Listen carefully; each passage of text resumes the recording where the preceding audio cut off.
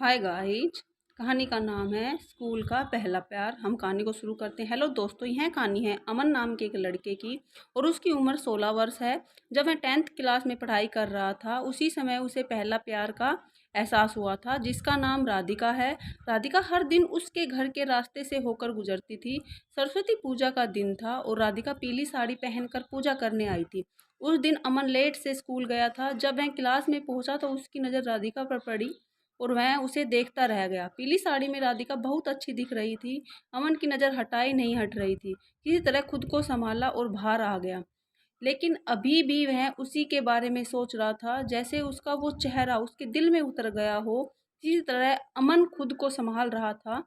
कुछ देर में राधिका अपने दोस्तों के साथ बाहर आई और फिर अमन की नज़र उसी को देखने लगी। बस उसे लग रहा था उसी को देखता रहे। राधिका ने भी उसकी तरफ देखा, लेकिन अमन ने अपनी नज़रें दूसरी ओर कर ली। कुछ देर में पूजा शुरू हो गई और राधिका पूजा के स्थान पे चली गई। अमन भी उसके पीछे गया। पूजा के समय में राधिका को ही देख रहा था, लेकिन उसने खुद को कंट्रोल किया और पूजा समाप्त होने के बाद बाहर आ गया और राधिका के बाहर आने का इंतजार करने लगा। राधिका कुछ देर में अपने दोस्तों के साथ बाहर आई। अमन के सामने से होकर निकली। वह तब भी उसे देख रहा था। कुछ देर बाद सब घर जाने लगे और राधिका भी घर जाने लगी और वह भी उसके पीछे जाने लगा। पूरे रास्ते वह उसे देखता गया। कुछ देर में अमन का घर आ गया और वह अपने घर चला गया और वो अपने घर की ओर चली गई। उस दिन पूरी रात अमन उसके बारे में सोचता रहा और पूरी रात उसे नींद नहीं आई। अगले दिन हमारे स्कूल में मूर्ति विसर्जन थी।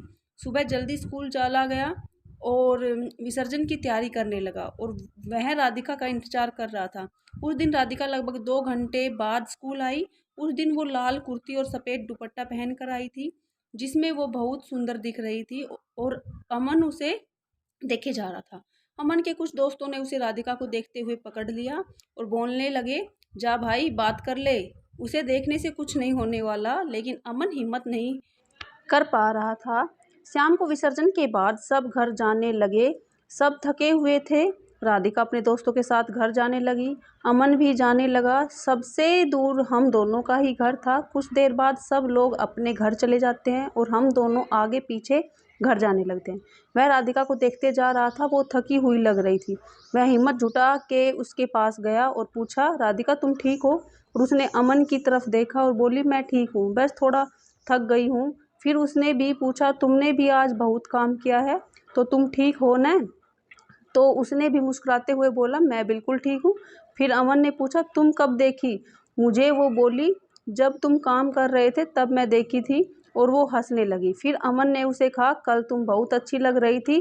तो वो बोली, क्यों, आज मैं अच्छी नहीं लग रही हूँ? वह चौंक गया और बोला, ऐसा कुछ नहीं है, तुम आज भी बहुत अच्छी लग रही हो, लेकिन कल पीली साड़ी पहन कर आई थी तो और भी अच्छी लग रही थी। ये सुनकर राधिका हंसने लगी और वह भी। पूरे रास्ते हम लोग बात करते जा रहे थे और राधिका ज़्यादा थकी हुई लग रही थी। उसे लग रहा था उसका हाथ थाम लूं। कुछ देर में अमन का घर आ गया और उसने राधिका से पूछा, मैं तुम्हें घर तक छोड़ दूं? तो वो बोली, नहीं, मैं खुद चली जाऊंगी, तुम जाओ। और वो अपने घर चली गई। अगले दिन स्कूल जाना था तो कुछ देर पहले ही अमन स्कूल जाने के लिए तैयार हो गया और राधिका का इंतजार करने लगा। उसने उसे दूर से ही आते हुए देख लिया और धीरे धीरे जाने लगा। वो पास आई तो बोली, स्कूल नहीं जाना है क्या? इतने धीरे जा रहे हो या किसी का इंतजार कर रहे हो?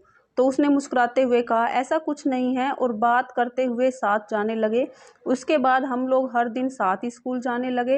अमन राधिका से प्यार करने लगा था, लेकिन उसे बता नहीं पा रहा था। राधिका हर दिन लंच में कुछ न कुछ लाती थी तो उसे भी देती थी। उसका प्यार उसके लिए और बढ़ने लगा था और वह उसे बोल नहीं पा रहा था। एक दिन अमन की तबीयत खराब हो गई और 2 दिन स्कूल नहीं जा पाया। ठीक होने के बाद अगले दिन स्कूल जाने के लिए तैयार होकर राधिका का इंतजार कर रहा था।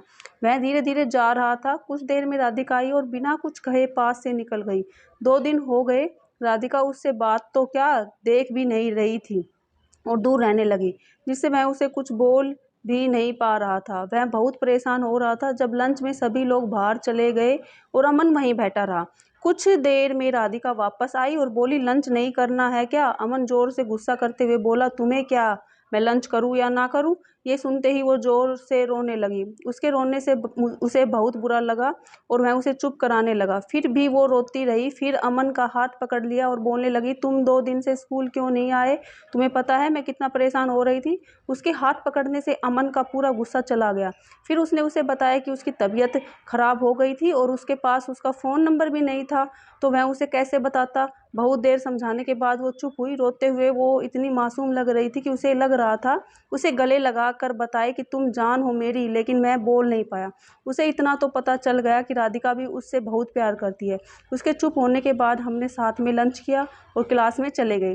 राधिका फिर भी कुछ गुमसुम सी लग रही थी। शायद वो चाहती थी कि वह उससे प्यार का इजहार करे, और अमन ने भी सोच लिया था कि आज कुछ भी हो जाए, आज बता ही देंगे कितना प्यार है उसे। स्कूल की छुट्टी हो गई, सभी बच्चे बाहर चले गए, राधिका वहीं बैठी रह गई।